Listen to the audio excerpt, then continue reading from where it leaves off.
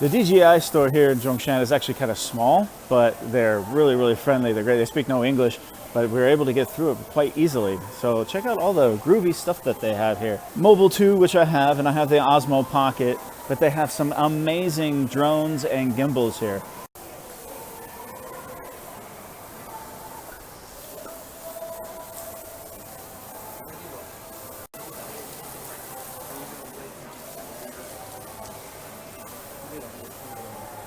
All right, I'm buying another camera. Yeah, this one here, the Osmo Action. It's like the Hero, but it's much cheaper and it does everything the same, and it's got a front-facing camera, so no more jiggling with my iPhone. I can actually, have some smooth action shots now. I still have my Osmo Pocket, which I love, and of course my iPhone, but this for my trip this summer is going to be awesome, and for vlogging too. Yeah, face track is on, so it should follow me now. Okay, cool. Let's talk about this sucker. This just came out just a couple of days ago, really, and I found out about it yesterday, just watching YouTube, and I'm really, really excited about this. I have been trying to improve my videos, adding music, trying to improve my editing, the content, the storytelling, all of this. Hopefully I'm getting better at it. I know going back to some of my very first videos, it's like night and day, but I still have a long way to go. I'm obviously become kind of a China vlogger, but I started this channel for my adventures. I've never been really able to show you some of the more adventurous stuff that I like to do. And I always thought about getting a GoPro, but the cost was kind of prohibitive. I didn't really want to spend the money for a GoPro if I was only going to use it for the times when I'm mountain biking or something. So I wanted more of an all-in-one. Now, this is the Osmo Action camera. It's basically a DJI version of the GoPro. GoPro has some competition with this thing, let me tell you. Now, I'm going to unbox it. Now, truth be told, it's already been unboxed. I did it at the DJI store. I didn't do it. The guy at the store did, and he downloaded the firmware, made sure everything was in English. Some of the classes I teach here in Kaifachu are at some of the factories that make the lenses and other components that go into these cameras, not just for the Osmo, but also for the GoPro. So I know many of the engineers and the salespeople who actually make this stuff, and it's very fascinating to go into those factories and see the process. I began vlogging just using my iPhone, which is fine. I mean, this is an iPhone 7, and I originally was on the 6, but the 7 has digital stabilization here on this camera, and it's very good. You just kind of do this, go around, and I still use it. It's great to very convenient, just whip it out, boom, done. But the forward-facing camera for the selfie, as you've seen, is very shaky. And then I use the digital stabilization in the software during editing, and that really distorts the image. To combat that, I bought this. This is the Osmo Mobile 2. I love this thing. This thing is so buttery smooth. It wasn't expensive. It was very cheap.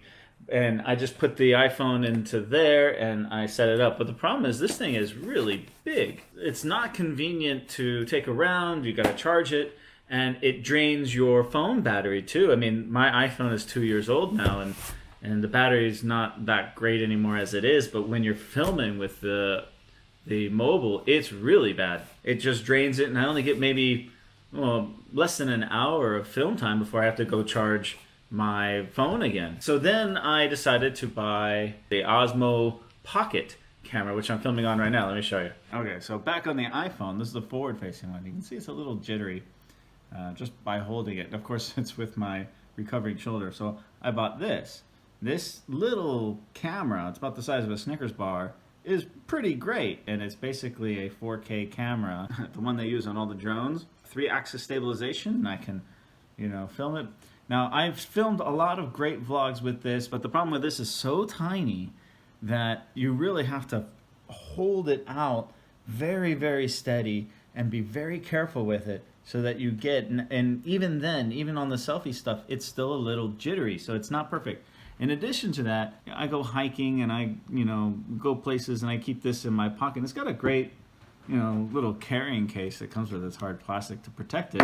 But I'm still worried that I'm going to drop it because it's very fragile. This sucker here, you drop it, you break it, you know, that's a $350 camera down the drain. And, you know, you don't take it underwater, and you don't go mountain biking or trail running with this. It's just for casual little strolls.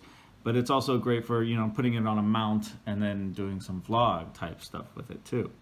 And of course I have like a little tripod and a monopod here. But in addition, I also have the Tello drone. And I've never used it. I've flown it around my apartment a few times. It has a very weak Wi-Fi signal to it, and so it records on your phone, and the recordings are not very good. It's not even 720p. It's a very low resolution. It's very cheap. It didn't cost very much, but it's also very flimsy. I mean, this thing can break very, very easily. It's meant for indoors, but if you want to use it outdoors, you have to be very careful. There has to be no wind. And what I did is I bought this Wi-Fi extender from Xiaomi, and you plug this into a battery pack, and it's supposed to extend the Wi-Fi and increase the connectivity so you can get better footage. I have a software issue with it that I know how to fix. I've just been lazy and I haven't fixed it yet. The other thing is getting this to a site and carrying it around. I haven't, you know, Mickey Mouse myself a carrying case for this to get it to trailheads or to places so that I can play with it more and get some aerial shots. This summer, I'm going on a massive walkabout. I'll be going back to America for about 3 weeks, and during that I'll be taking a road trip. I'll be going to Colorado, the Black Hills of South Dakota, and then I'm going to head over to Yellowstone, spend a few days camping in Yellowstone. I've never been to Yellowstone. I've been all over America, and Yellowstone, as much as I like the outdoors, has escaped me. I've never been. Canyonlands and Moab. I do want to go see Zion as well. And of course, I'll be filming some of the fun things I'll be doing around my hometown, visiting my family, going to a Dodger game, hanging out with some friends, going on some of the local hikes that I have missed. After America, I'll be going to Tokyo. I've never been to Japan, other than the airport. But I'm going to be spending a week in Tokyo, going around the sites, checking it out. From Tokyo, I head to Bangkok, then Phuket. From there, I head to Siem Reap, Cambodia, and I'll be spending a week touring Angkor Wat, which is a place that has been on my to-do list since I was a little boy. I've always wanted to go to Angkor Wat. And a few other great places here in China throughout the summer, including Beijing and Xi'an. So I hope to have all of this stuff with me as I travel and make some amazing vlogs, I hope. This will be for some of the fun action stuff that I'll be doing. Smaller than a GoPro. It's almost the same size, but it is smaller. With connecting with the app via Wi-Fi, you know, you can set it up over there, and I can do a time lapse of an area, and while that is going on, I can then film more with the Pocket or my iPhone or whatever. So it's just gonna add a lot more efficiency and a lot more options. I'll be able to film things from multiple angles. Hyperlapse is one of my favorite features of the Osmo Mobile.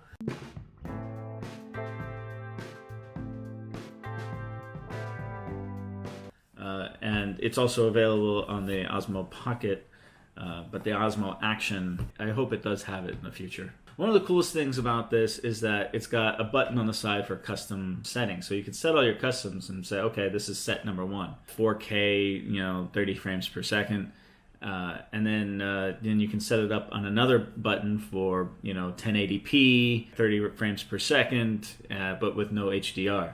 So you can just with a click of a button toggle between one custom setup and the other rather than going in to all the menus and fixing it. That's a really cool feature. That's something GoPro does not have. I like to snorkel and scuba dive. It is waterproof up to 11 meters. All of the accessories, the mounts and everything that you have for a GoPro will work on this. It's the same mount setup. So you don't have to go out and buy all new accessories. You can just use your existing ones. I don't have any. I've never used a GoPro before, so I'm gonna have to go buy some accessories, I think. Some of the accessories you can get a waterproof case, a floating handle, you got a quick release base, the charging hub with a couple extra batteries. Again, they've already opened this up at the store. Let's, you know, ooh, there it is. God, it looks so killer in the box. This lens here, you can actually unscrew it and put in ND filters, and I'm sure that there'll be aftermarket lenses that you can use for, you know, different things. So this is what it looks like coming straight out of the box. It's got a little mount case with it. So it's got a screen here, so you can frame yourself in vlog shots so you don't rely on the fish lens. I mean, look at the size of this thing. it's super small. I mean, here's the iPhone 7 next to it. So it's tiny, yo. The lens protrudes out a little bit more than the GoPro does. I'm gonna take the plastic. Ooh, so clean.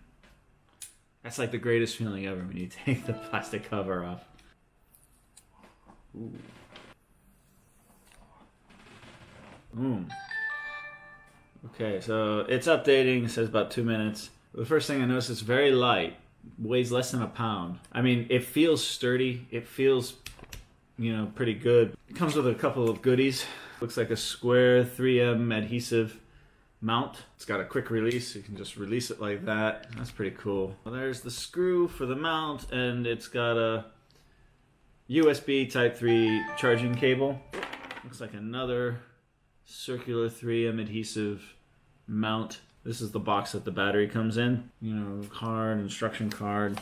Okay, so let's turn it back on, see what happens. Boom, done. Wow, it's up and running. With the Pocket, you have to wait for it to kind of get its thing, and it takes, you know, 5 seconds. This is boom, it's right on, ready to go. I double tap the back, and then the front camera comes on so that you can, there it goes. That's the cool thing about the Pocket. It's got tracking.